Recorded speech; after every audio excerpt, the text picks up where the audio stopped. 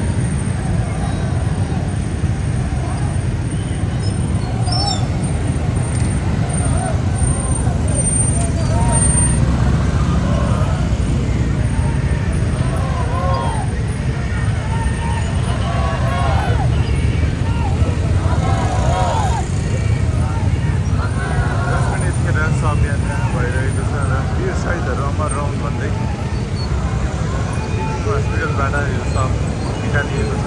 शवयात्रा भइरहेको छ र आज पशुपतिमा अन्त्येष्टि गरिनेछ।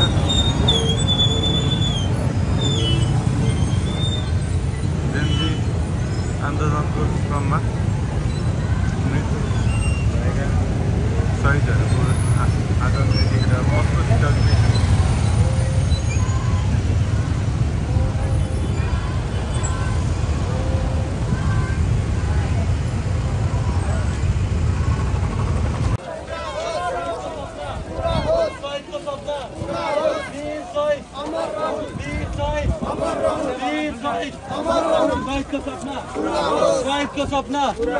शहीद को सपना वीर शहीद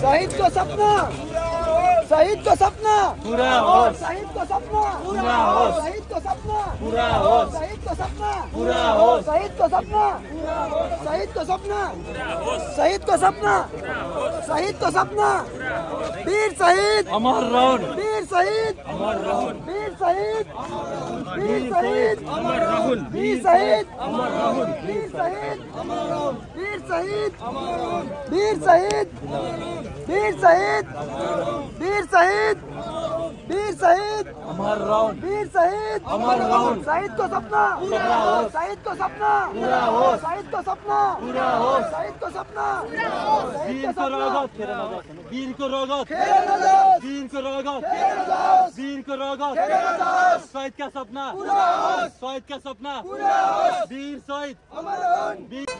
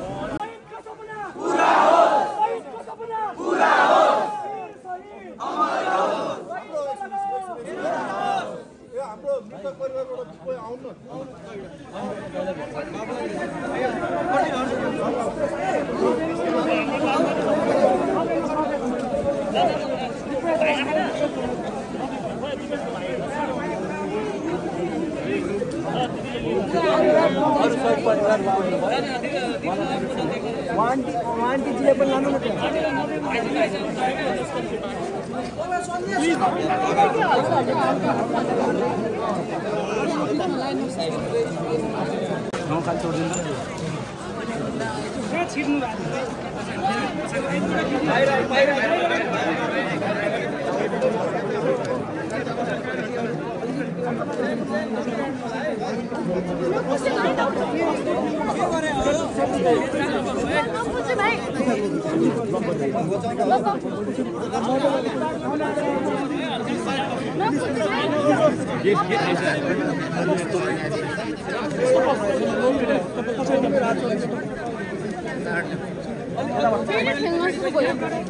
नपेलो भाइ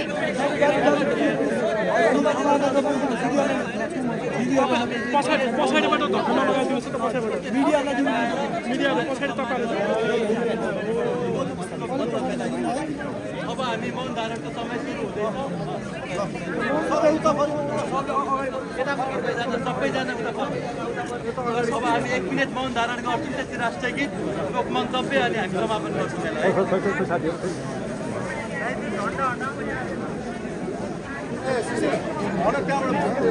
राष्ट्रिय गान 1 2 3 भन्छ सुरु गरिहाल्यौँ है ढिला नगर्नु 1 2 3 सरे ढुङ्गा फुलका हामी एउटै माला नेपाली सर्वभौममा फैलिएका मेची महाकाली सरे ढुङ्गा कोटी कोटी एउटाको आचल वीरहरूको रगत स्वतन्त्र र ज्ञान भूमि शान्ति भूमि तराई पहाड हिमाल अखण्ड यो प्यारो हाम्रो मातृभूमि नेपाल बहुजाति भाषा धर्म संस्कृति छन् विशाल अग्रगामी राष्ट्र हाम्रो जय जय नेपाल।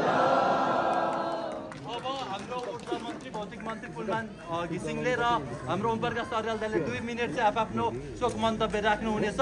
त्यसै आज कार्यक्रम समापन गरेर हामी उतातिर जानेछौँ है त दाह संस्कारतिर।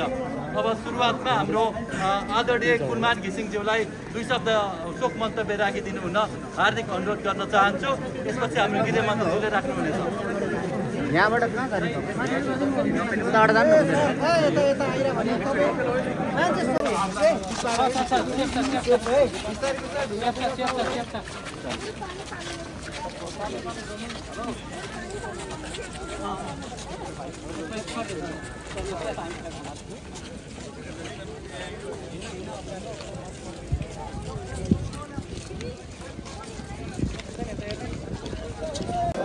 वीर शहीद वीर शहीद वीर शहीद वीर शहीद अमर रहूं अमर रहूं अमर रहूं।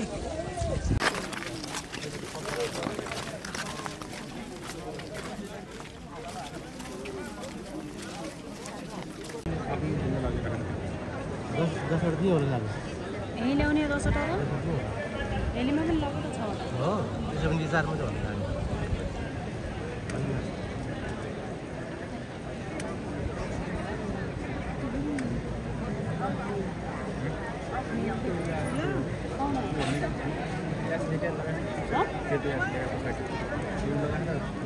सुदान गुरुङ